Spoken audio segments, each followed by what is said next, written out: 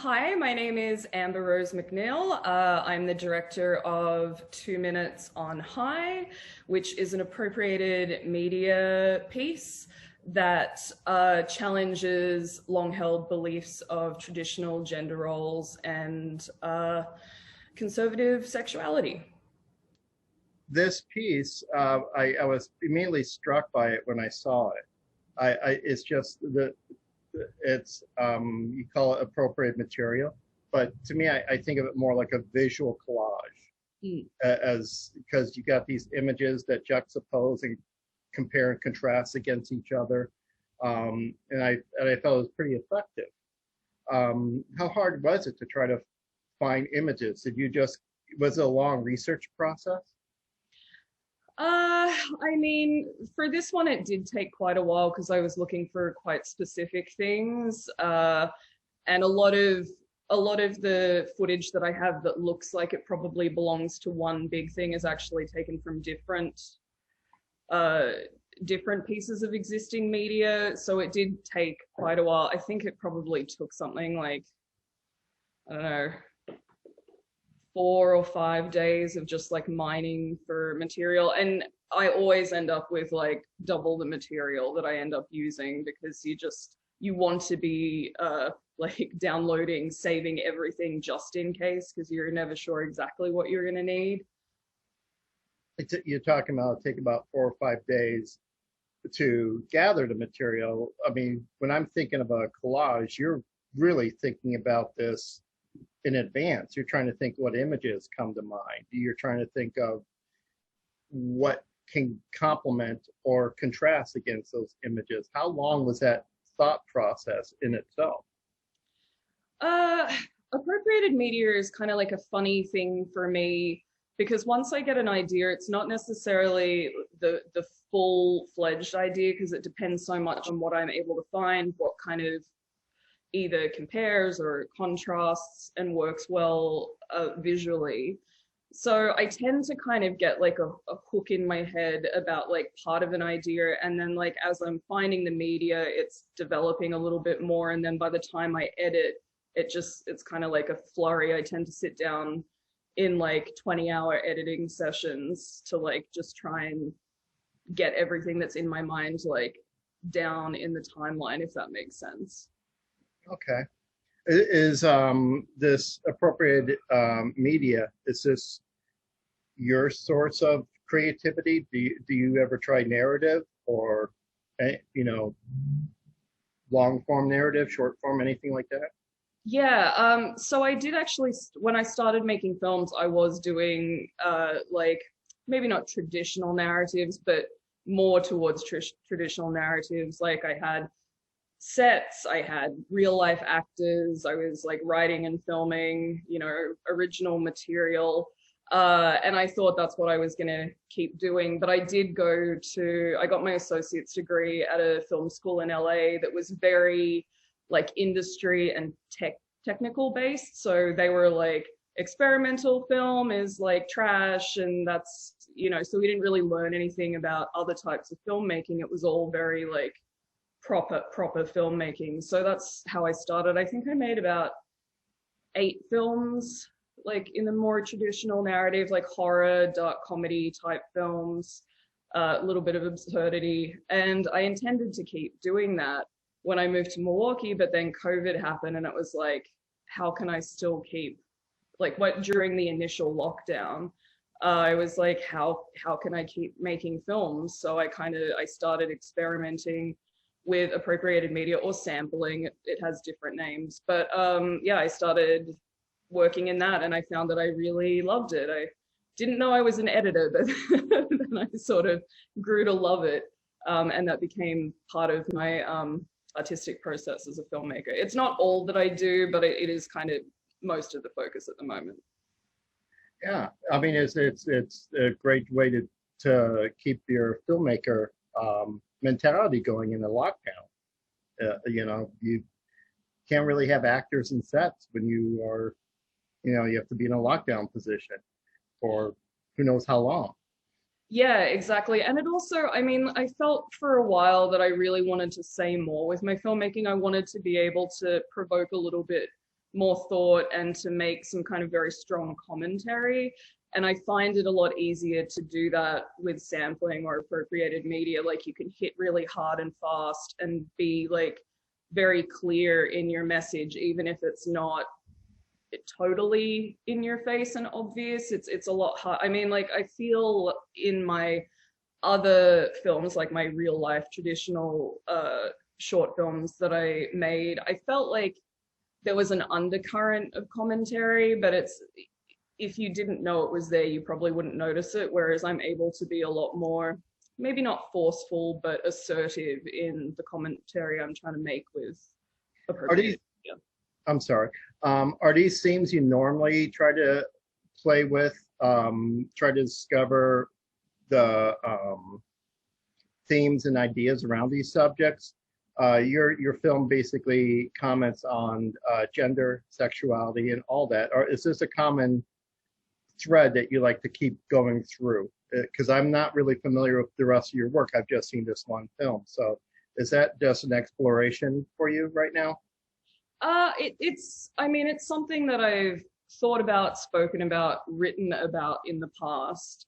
I remember going to, in like the early 90s, going to my mum's like women and gender classes when she was doing a master's in Australia, and kind of like sitting in the back and like half paying attention. So it's something that I've been exposed to for quite a while now. But my films primarily used to focus on like on violence and the consumption and perception of violence in society. It was more kind of hinged towards that, even though I would write films, and instead of casting like a lead female and a lead male who are in a relationship, I'd cast two men in relationships. So I feel it, or if I cast a woman in a group, she would be kind of the alpha, the more dominant personality, the leader of the group. So there was definitely stuff to do with gender there, but I think it was a little bit less pronounced and a little bit less, this sounds weird, but a little bit less academic in a sense, or a bit less intellectual maybe. You're from Australia, so did you want to go to LA to learn filmmaking at that school there, and just heard about Milwaukee and the experimental film here and thought that's what you preferred to do? Is that how this happened? No, I actually moved to LA originally to continue studying psychology and go into forensic psychology.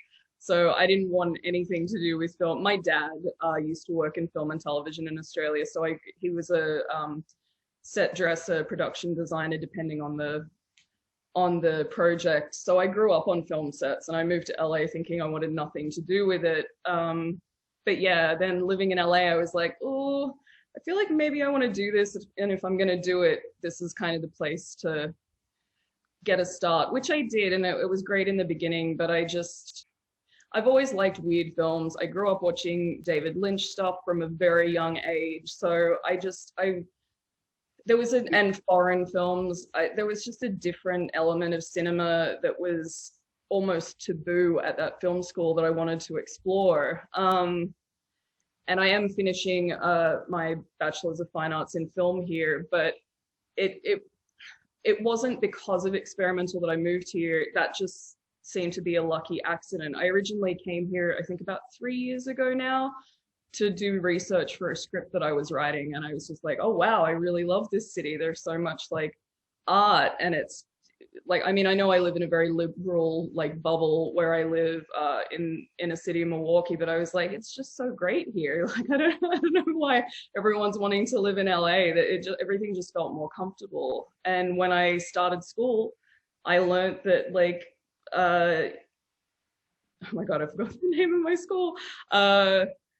University of Wisconsin-Milwaukee, the film department does specialize in experimental, or at least kind of has a hard lean towards experimental, which was just a happy accident, but I really leaned into that and have kind of utilized that to start making the kind of films that I always wanted to make, but was told not to. So you mentioned David Lynch. I see some influences in your work with him. And you mentioned seeing his work at a very young age. How old were you when you first saw your first Lynch film? I think I was about 5, Oh, maybe wow. 6, and it was Blue Velvet. Oh, wow. Yeah. Um, I remember sitting, my mom and dad weren't together at that stage. They were both living in different share houses in inner city Sydney, and there were a bunch of punks. And I remember sitting in my dad's lounge room with my mom and like his flatmates and just sitting there watching Blue Velvet. It didn't scare me, but I remember feeling very weird about Yeah. it. Also very like, what is this? I don't know, there was a draw to it that I really enjoyed. Yeah, mine was, I'm a bit older than you. I was fascinated as a young teenager with the image of Eraserhead, and I wanted to see that film because the poster was everywhere at that time. And unfortunately, I didn't see it till I was in college, but the film stayed with me, and I, went on and watched everything else he's done. Yeah, it's funny you mentioned that. That was the one film my mom wouldn't let me watch when I was little, that and Hellraiser, because they scared her, so she thought I'd be scared, yet totally fine letting a young child watch Blue Velvet. Sometimes kids can tell what's fake, you know? I mean, the 80s in Australia were definitely a different time for parenting. So, with your film, this is the first time you've submitted to our film festival, and this is the first time I've seen of your work. Is this film out in the circuit right now? Is it elsewhere outside of Wisconsin? Yes, it is. I have 2 films currently kind of in the festival circuit. One of them's winding down. This one, I feel like this is a lot more of a niche film, so it's not going to necessarily have as big a run as my last film. My other film, Normal Porn for Normal People, which is also an appropriated media piece, that's more geared towards consumption of violence and attitudes towards violence in society, and violence kind of like juxtaposed against sexuality. Yeah, those 2 films are both in the circuit at the moment. Having some success with them?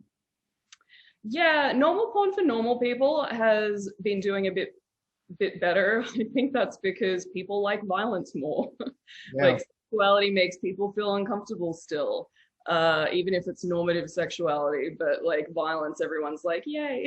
So even though I'm making not very nice comments about the way we consume violence, people just see Yeah, violence. sometimes people miss the ideas and themes when they see things, and you just have to go with it. Yeah, I mean, I'm using more recognizable imagery in that, like bits of quite recognizable horror films and things like that. So I think that also has a bit more of a draw to it.